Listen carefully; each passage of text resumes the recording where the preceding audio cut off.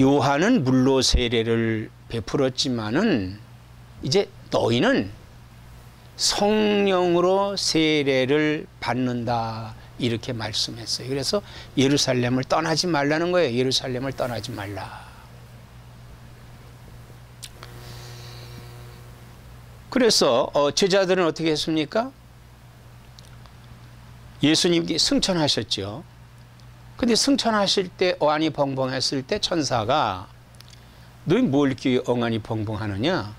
너희가 본 그대로 가신 예수께서, 주님께서 너희가 본 그대로 다시 오신다, 이렇게 약속을 했어요. 그렇게 말씀했습니다. 다시 오신다. 너희가 본 그대로 다시 오신다는 거예요. 그래서 그 천사의 말을 들은 제자들은 바로 그때부터 예루살렘을 떠나지 않고 그 예루살렘에 모여서 간절히 기도했어요. 주님께 기도했죠.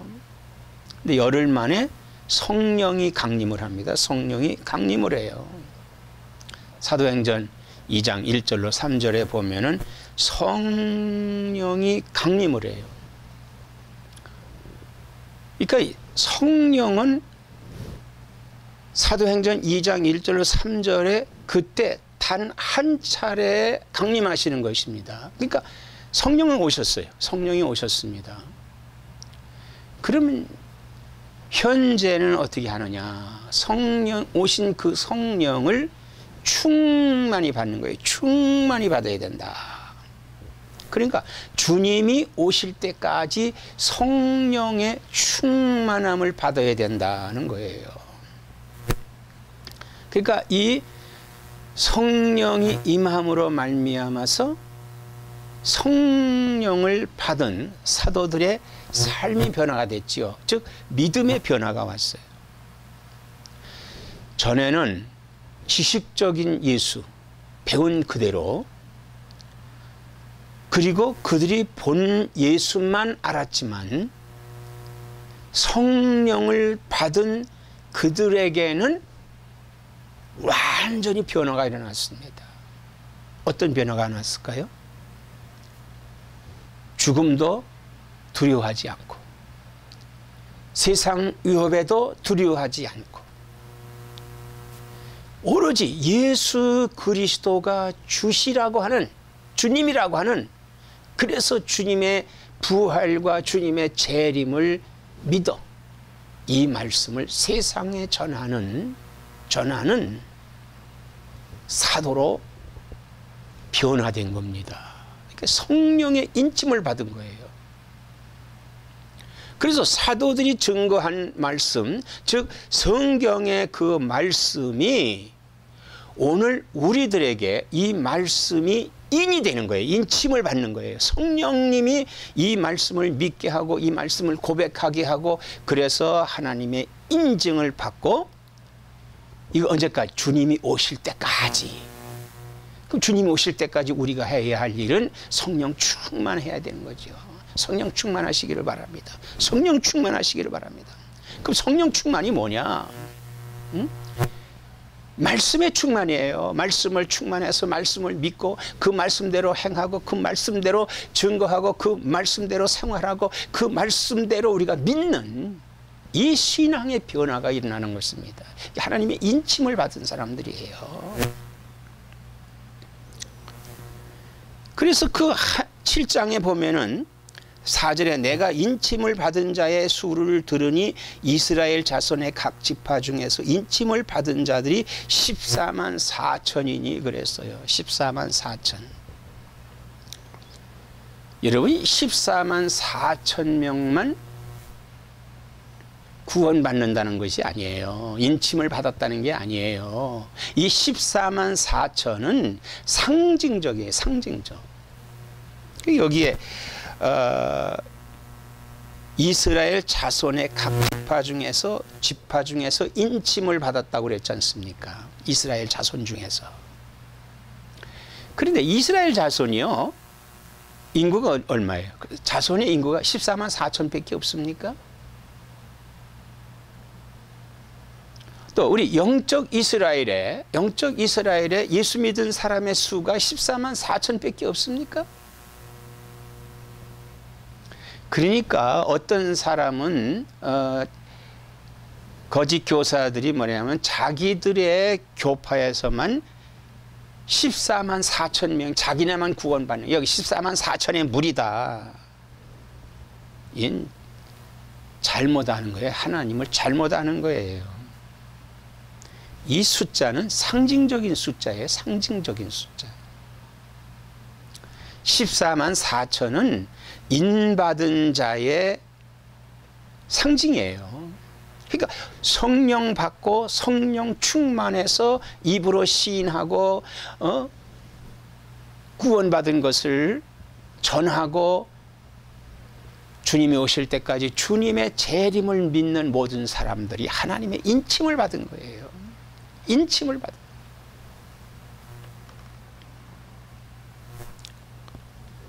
그런데 오늘날 이 상징적인 숫자를요, 자기네에게 갖다가 자기네에게 붙여. 잘못된 거예요. 그들이 대개 뭐냐 하면요, 지상천국자들, 지상천국. 이 지상의 천국이 온다는 거예요. 지상의 천국이 자기들만이 지상천국.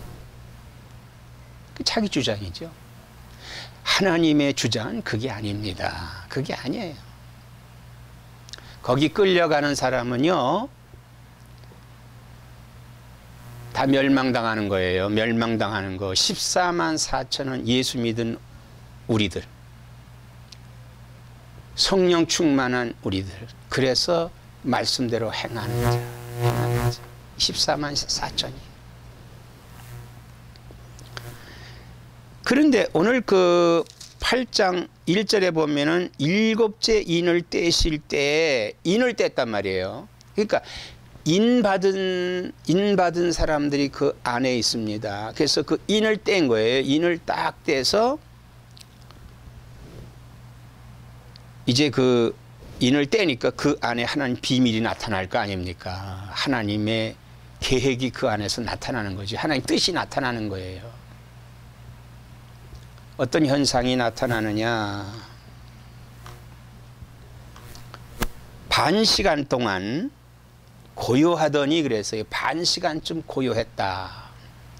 이것은 하나님의 심판대 앞에 섰을 때의 그 경건한 모습, 혹은 두려움의 모습, 하나님의 위엄의 모습입니다. 우리가 그 일반 세상 법정에 가면요, 법정에 들어가면은 엄숙하죠. 뭐 떠들지 못하게 합니다. 판사가 들어오지요, 다들 일어서게 해요. 선서합니다. 엄숙해요. 그리고 나서 이제 재판이 시작되면은 뭐 검사가, 변호사가, 뭐 증인이 뭐 이렇게 하면서 어수선합니다. 그러나 처음에는 아주 엄숙해요. 그런데 거기 보니까 2절에 내가 봄에 하나님 앞에 7 천사가 있어 7 나팔을 받았더라. 그 하나님 제단이 있고 그 옆에 거기에 7 천사가 쫙 서 있는 거예요. 7 천사가.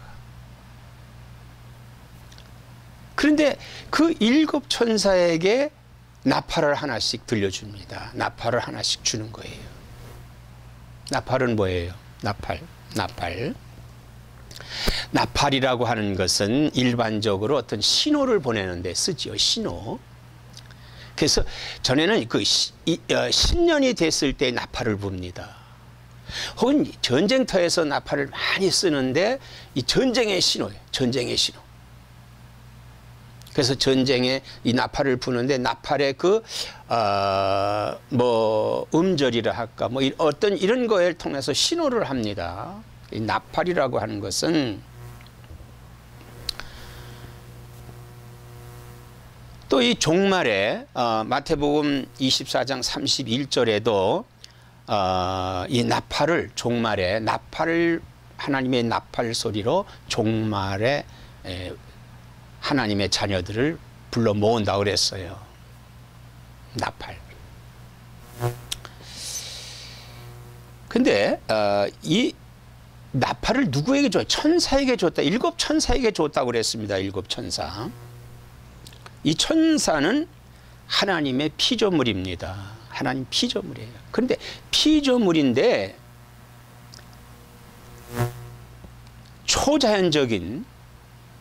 초자연적이며 영적인 존재입니다. 초자연적이며 영적인 존재예요.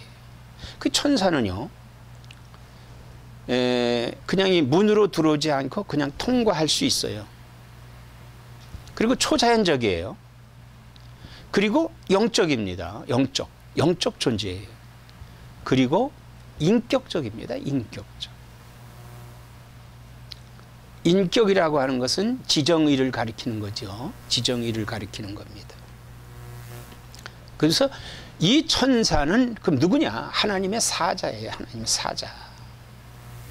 하나님 사자. 근데 이 하나님의 사자는 천사가 하나님의 사자면서 일반적으로 또 피조물인 사람이 하나님의 사자도 될 수가 있습니다. 사자가 될 수 있어요. 그래서 히브리어로 말라크라고 하는데 말라크가 메신저입니다. 메신저예요. 성경에 천사들을 대개 그 천사의 모습은 메신저로 왔죠. 예수님이 잉태할 때 마리아에게 보여주든지 혹은 요셉에게 메신저로 옵니다. 메신저. 이 헬라어로는 엥겔로스도 같은 사자라는 뜻이에요. 사자. 그런데 이 나팔을 받고 나팔을 불기 전에 다른 천사가 3절에 또 다른 천사가 와서 제단 곁에 서서 금 향로를 가지고 많은 향을 받았으니, 다른 천사가 나왔는데 금 향로를 받았어요. 이 향로라고 하는 것은 향을 피우는 기구입니다. 근데 금으로 돼 있어요. 이 금으로 돼 있다고 하는 것은, 금이라고 하는 것은 변질되지 않는 금속. 이것은 믿음을 말하고 거기에 확실성을 의미하는 겁니다. 그런데 그 향로를 받고 있다고 그랬어요. 향로를 받았다. 그 향로를 받은 천사가 많은 향을 받았으니, 향로를 가지고 거기에 많은 향을 받았다. 향이라고 하는 것은 뭐냐 하면요, 우리가 이방 종교의 그 향로에다가 향을 분양한다고 그랬나요? 그래가지고 연기가 이렇게 올라가는 거 아니에요. 그 향과 같은 그런 연기를, 그 향을 많이 받았다고 그랬어요. 많이 받았다. 이 향은 모든 성도의 기도라고 그랬어요. 모든 성도의 기도. 그러니까 하나님께 우리가 기도한 기도는 이 향로에 다 들어가는 거예요. 향로에 다 들어가는 거예요. 근데 그 다른 천사가 지금 그걸 가지고 왔습니다. 그걸 가지고 여기 왔어요. 여기 왔습니다. 그러면 우리가 기도해야 되는데, 우리가 기도한 모든 기도가 이제 그 향으로 돼서 향로에 들어가는, 담는 거예요. 하나님이 다 담으시는 거예요. 그런데 우리 기도가 어떤 기도를 해야 되느냐 하는 겁니다. 보통 우리가 일반적으로 기도는요, 뭐 해주십시오. 하나님 부자 되게 해주십시오. 하나님 아들 주십시오. 아들이 이번에 대학 가게 해주십시오. 뭐 잘 되게 해주십시오. 사업 잘 되게 해주십시오. 뭐 하십시오. 뭐 해달라. 이런 기도들을 되게 많이 합니다. 이런 기도들을 많이 해요.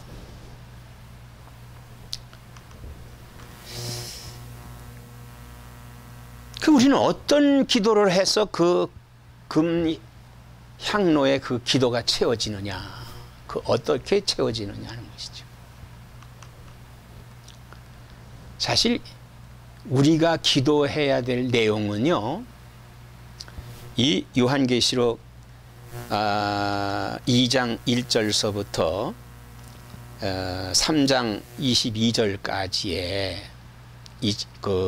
보면은 아세아 7교회가 나옵니다. 아세아 7교회. 이 7교회는, 이 아시아에 있는 7교회는 오늘날 세계적인 교회를 말하는 겁니다. 말하는 거예요. 세계적인 교회의 형태를 말하는 거예요. 그럼 우리는 어떤 교회가 돼야 되느냐라고 하는 것이, 어떤 교회, 어떤 성도가 돼야 되냐 하는 것이 이 아시아 7교회에서 우리는 어떤 교회가 교인이 되느냐 하는 것을 거기다가 말씀해 주신 거예요. 첫째, 우리가 에베소 교회를 한번 봅시다. 에베소 교회는 주님이 아주 칭찬을 많이 하셨습니다. 참 그때 그 상황은요, 이 아시아 7교회에 있던 그때 그 상황은 오늘날 현재보다도 더 기독교의 핍박을 받았고 환경이 좋지 않았습니다. 그러나 예수님께서 이 에베소 교회가 참 그 당시에 그 정통적인 신앙을 지키겠다고 하는 그 성도의 모습은 참 좋았어요.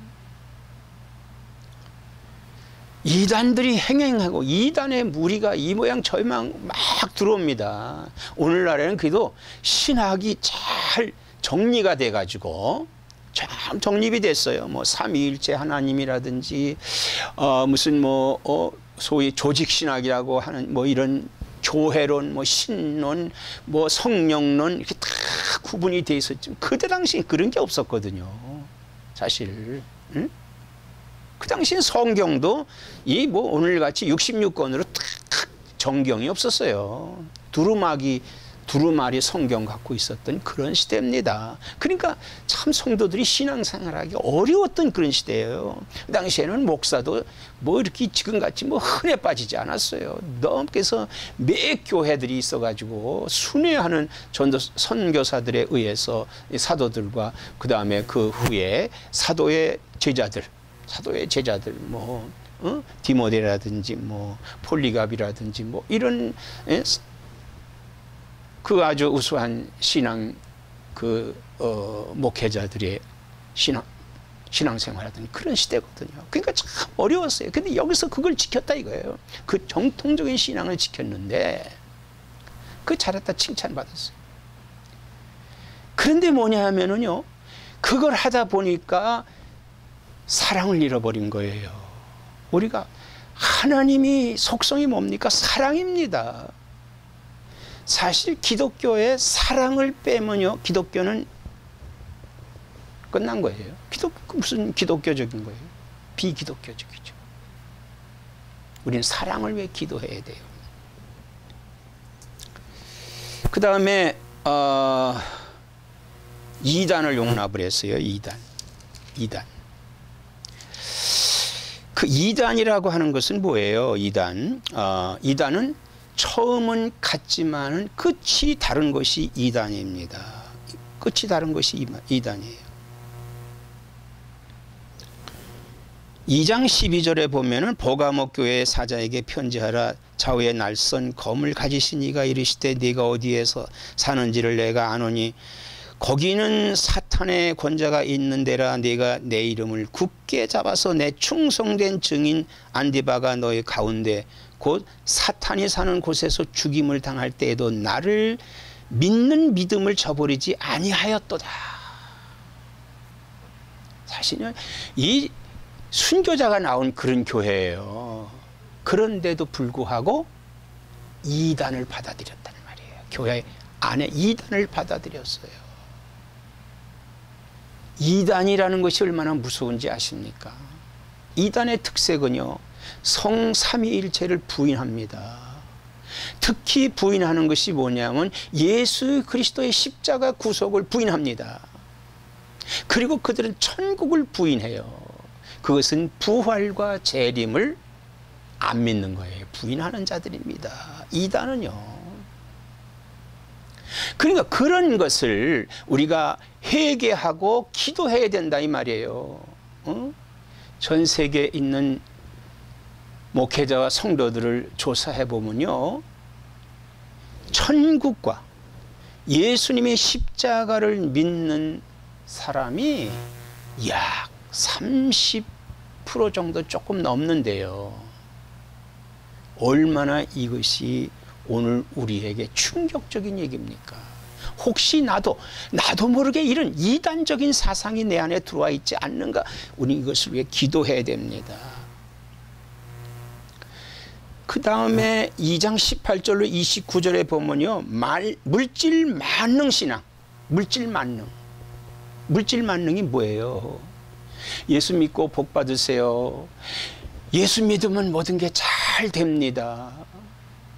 예수님의 고난에는 참여하지 아니하고 물질에만, 오직 물질에만, 그러다 보니까 이게 우상숭배가 되는 거예요. 우상숭배. 하나님이 이것을 책망하셨어요. 책망했습니다. 혹시 내가 물질에만 혹은 그런 거에 의해서 일반적으로 이세벨을 용납하고 내가 우상숭배에 빠지지 않았는가라고 하는 이런 기도가 있어야 됩니다. 그 다음에 3장 1절로 6절의 사대교회, 예수님이 거기에 책망하셨어요. 뭐라고? 너희는 죽은 자다. 살아있는 것 같지만 너희는 죽은 자다.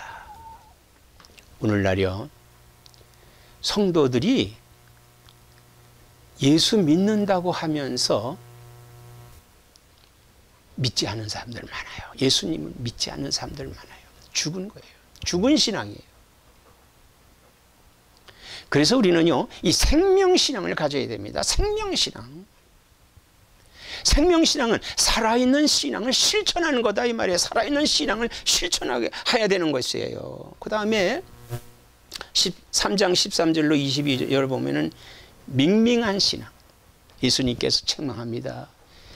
차든지 더욱든지 하지 미지근하지 말라는 거예요. 신앙에 미지근하다라고 하는 것은 굉장한 과오가 있는 겁니다.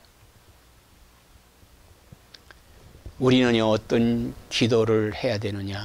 어떤 기도를 해야 되느냐? 서머너 교회 같이, 빌라델피아 교회 같이,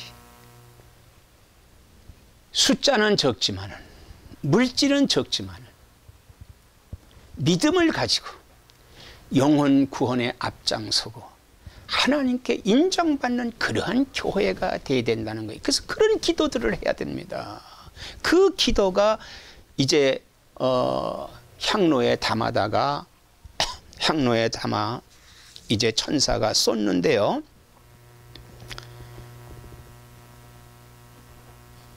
오절에 천사가 향로를 가지고 제단에 불을 담아다가 그 향이 가득한 그 향로를 가지고 제단에 있는 불이 뭡니까? 불을 담아다가 그 안에 담고 쏟았어요.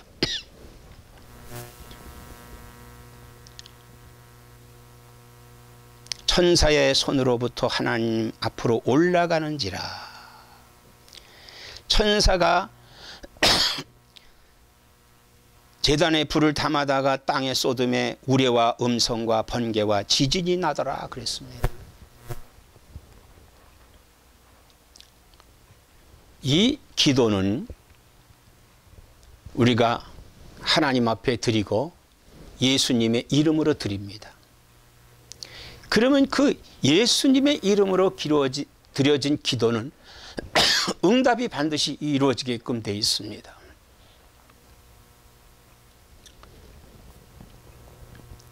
우레와 음성과 번개와 지진이 나더라 그랬습니다.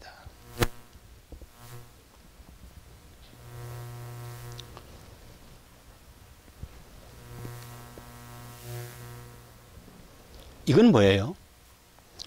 이제 하나님의 응답과 그 하나님의 심판이 보여지는 거, 나타나는 겁니다. 이제 나타나는 거예요. 그래서 우리가 이 땅에서 기도한 기도는 우리가 반드시 때가 되면서 이루어지며 하나님이 합당한 가운데서 이루어지고 있다고 하는 사실을 믿어야 돼요. 믿어야 됩니다.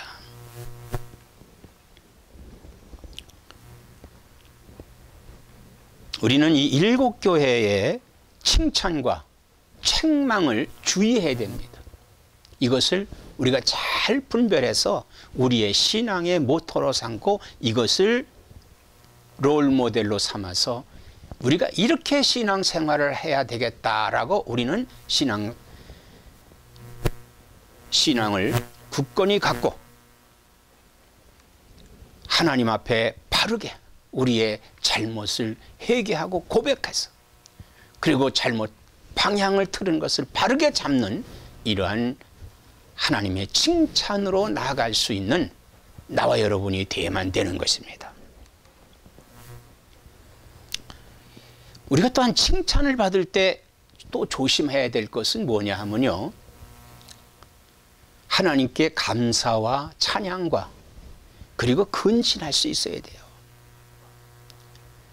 내가 칭찬을 받았다고 해서 우쭐하거나 자랑스러워해서는 안 된다 이거예요. 하나님께 감사하고 하나님께 찬양하면서 이 칭찬을 계속 주님이 오실 때까지 지키겠다고 하는 그러한 결심을 가져야 된다 이거예요. 사랑하는 여러분, 이제 5절과 6절에 보면은 7 나팔을 가진 7 천사가 나팔 불기를 준비하더라 그랬습니다. 성도의 기도를 쏟고 여기에 우리 주님의 화답하면서 나팔을 붑니다. 이제 나팔 불기를 준비하는 거예요. 나팔을 불게 되면은 나팔 소리를 들어야 될 거 아닙니까?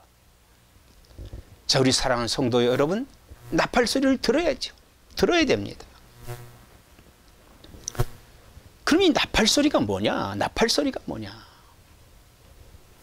이 나팔 소리는 오늘날 교회, 즉 7교회의 전 세계 교회를 상징하는 7교회의 사자들입니다.